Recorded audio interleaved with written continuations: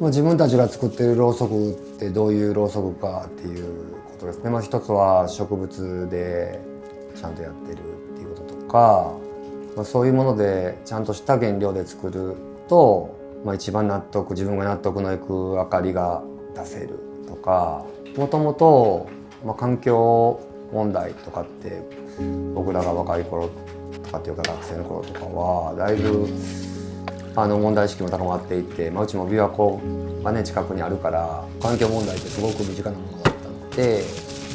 そういうところからそういう地球に負荷のかけない原料を使い続けてるっていうのはすごく自分も納得のいった中で仕事ができるなっていうことを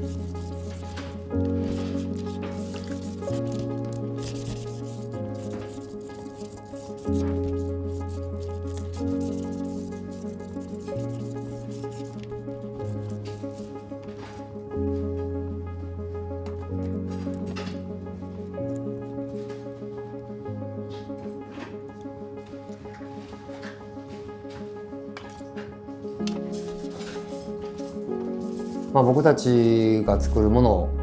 とかで、常に残すべきものかっていうことを社会に問うてるっていうところはあったりする。僕たちが残したいっていうよりかはみんなでそれ考えようぜっていう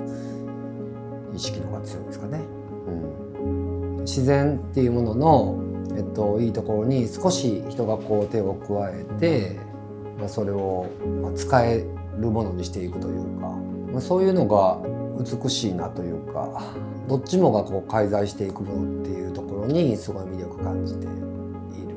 でろうそくはともすればその災いになるようなものをなんとか自分たちの手元で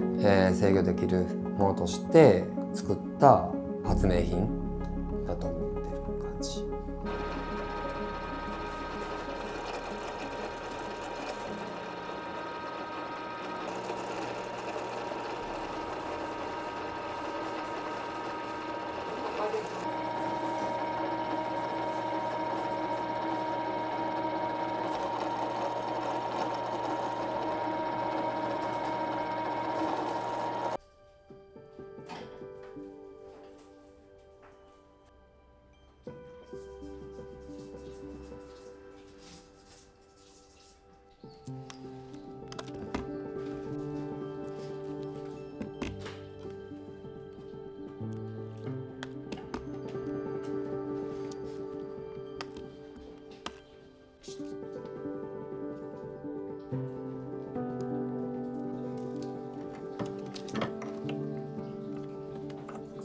こんななんかどこだったかあったります。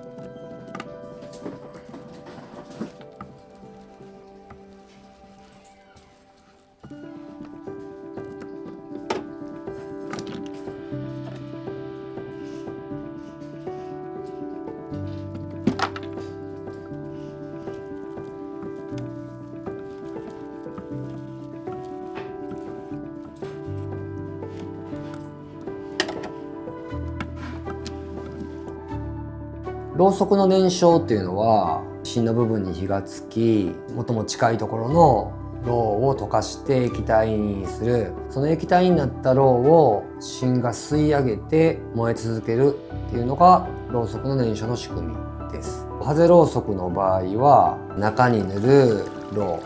うと外側一層だけ塗るろうっていうのは、同じハゼろうなんですが違う品種の生成方法を少し違うろうを塗ると、そのことで融点の差が少し生まれる。中のベースのろうの方が少し融点が低く、外側一層に塗り重ねたろうっていうのが少し融点が高い。そうすることで外側にダムみたいなのができてろうを垂れにくくさせているという構造になっています。全部その植物でできているっていうのが和ろうそくの特徴ですね。古くからあるものってそういうことですよね。まだ技術革新がない時代に作られたものだから、そういう自然界のものから、ちょっと恩恵をいただいているっていうものしかないっていうのは、理解できますよね。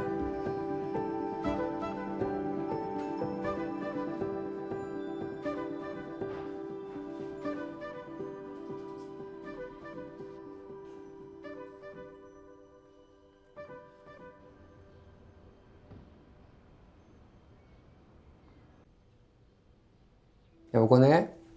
一番のこの仕事をし始めて問題やなと思ったのは、その家の中から火がなくなるっていうことだったんですよ。電力で、全ての生活が賄えていけるっていうのってほんまに僕らが向いてる方向として適正なんやろうかって思っ